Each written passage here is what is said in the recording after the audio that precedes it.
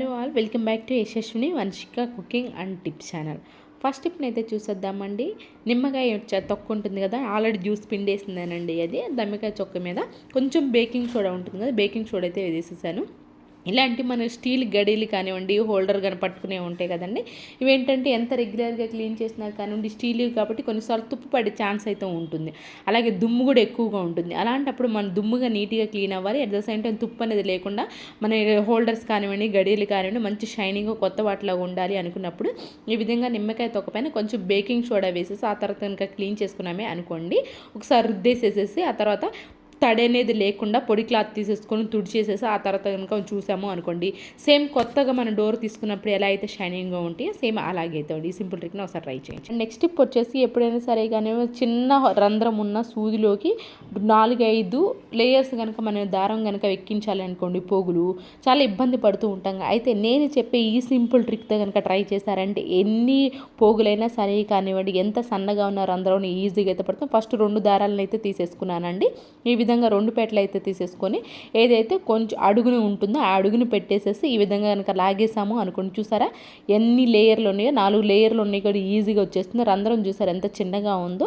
Simple trick అండి ఇది. యూస్ఫుల్గా అనిపిస్తే మాత్రం ట్రై చేయండి. ముఖ్యంగా శారీ వర్క్ చేసుకుంటూ ఉంటారు, అలాంటి వాళ్ళకి బాగా వర్క్ అవుతుంది. ఎన్ని పోగులైనా సరే ఈజీగా ఎక్కాలి అనుకున్నప్పుడు ఈ సింపుల్ ట్రిక్ని అయితే ట్రై చేయండి. ఇప్పుడు టిప్ అయితే నచ్చిందని ప్లీజ్ ఒక లైక్ చేసి నా ఛానల్ సపోర్ట్ చేయండి, నాకు మోటివేషన్గా అయితే ఉంటుంది. అండ్ నెక్స్ట్ టిప్ వచ్చేసి బాటిల్స్ ఉంటాయి కదండి, బాటిల్స్ని ఈ విధంగా స్టార్టింగ్ క్యాప్ దగ్గర ఎక్కడైతే ఉంటుందో ఆ క్యాప్ దగ్గర అయితే కట్ చేస్తాను. 2 సేమ్ అలాగే కట్ చేసుకోవచ్చు అండి. ఈ విధంగా కట్ చేసుకున్న తర్వాత ఫెవిస్టిక్ పెట్టి అంటించేసామనుకో రెండింటిని, ఈ విధంగా కొంచెం లోపల సన్నగా ఉంటాయి కదండి మనకి, మనం జర్నీస్కి వెళ్ళినప్పుడు ఇలాంటి హెయిర్ బ్యాండ్స్ కానివ్వండి, లేదంటే సేఫ్టీ పిన్స్ కానీ హ్యాండ్ బ్యాగ్లో కనుక పెట్టేసాము అనుకోండి, పోతూ ఉంటాయి. మళ్ళీ అవసరమైనప్పుడు మనకి అస్సలు కనిపించవు. అలా సింపుల్గా మనకి కనిపించాలి, ఈజీగా మనకు దొరకాలి అనుకున్నప్పుడు ఈ విధంగా చిన్న బాటిల్ కనుక తయారు చేసుకున్నామనుకోండి, క్యాప్ పెట్టుకోవడానికి ఈజీగా ఉంటుంది. అలాగే చాలా స్ట్రాంగ్గా ఉంటుందండి. బయట చిన్నవి కొంటూ ఉంటారు కదా బాక్సెస్ అనేవి, అలాంటివి కొనే అవసరం లేకుండానే రూపాయి ఖర్చు లేకుండా ఇంట్లో ఎటు బాటిల్స్ అనవసరమైన పడేస్తూ ఉంటాం కదండి, వాటిని ఈ విధంగా 2 సైడ్స్ కనుక అంటించేసి కనుక పెట్టేసాము అనుకోండి, ఈజీగా అయితే ఉంటుంది. నెక్స్ట్ టిప్ వచ్చేసి ఎప్పుడైనా సరే కానివ్వండి, జర్నీలకి వెళ్ళేటప్పుడు కూడా ఇది బాగా ఉపయోగపడుతుందండి. మనకి ఏంటి అంటే మన టూత్ బ్రష్లు అనేవి హ్యాండ్ బ్యాగ్లో కనుక పెట్టేసాము అనుకోండి, దుమ్ము అనేది ఎక్కువ పడుతూ ఉంటుంది. కొంతమంది అంటే దీనికోసం స్పెషల్గా బ్రషెస్ తీసుకున్నారు, స్పెషల్గా ఒక బాక్స్లో కొంటూ ఉంటారు. అలా కాకుండా హ్యాండ్ గ్లౌజ్ ఉంటుంది కదా, ఈ గ్లౌజ్ ఉంటే చాలండి, ఈజీగా మనకి ఎన్ని బ్రష్లు అయినా సరే పెట్టేసేయచ్చు అండి.